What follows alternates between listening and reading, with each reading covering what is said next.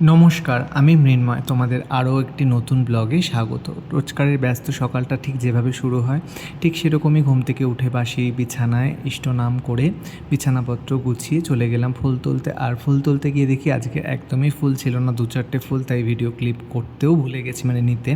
তো উপরে এসে সকালবেলা খালি পেটে উষ্ণ গরম জলে আমলা জুস খেয়ে বিছানাপত্র না, ঘর ঝেড়ে ঘর মুছে। আর আজকে ভীষণ তাড়াহুড়ো হয়ে গেছে, সকালবেলা যেটা হয় আর কি, ঘুম থেকে উঠতে ইচ্ছা করে না, ঠেলে ঠেলে যেটুকুনি করার। তো যাই হোক, ঘর ঝাড় মুছে স্নান করে এসে ঠাকুরকে পুজো দিয়ে তুলসীতলায় চলে গেছিলাম জল দিতে আর সূর্য প্রণাম করতে। আজকেও হনুমান চালিসা নৃসিংহ কবচ পড়ার টাইম পাইনি। আর শুধু এটা নয়, আজকে সকালবেলা কিছু মুখেও দিয়ে আসতে পারিনি, দুটো বিস্কুটও পর্যন্ত খাওয়ার টাইম পাইনি। খুব তাড়াহুড়ো করেই রেডি হয়েছি। তো হয়ে অফিস চলে এসেছিলাম ঠাকুর প্রণাম করে। তো অফিসে যখন ব্রেক টাইম নিতে পারি তখনই ব্রেকটা নিয়েছিলাম। আজকে ব্রেক নিতে যদিও অনেকটাই দেরি হয়ে গেছিলো।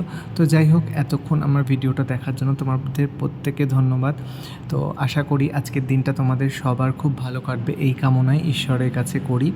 তো যাই হোক, সবাই খুব ভালো কাটো আর ভালোভাবে দিনটা কাটাও। এখনের মতন ভিডিওটা শেষ করলাম, দেখা হবে অন্য কোনো ভিডিওতে অন্য কোনো গল্প নিয়ে। তো সবাই খুব ভালো থেকো, টাটা।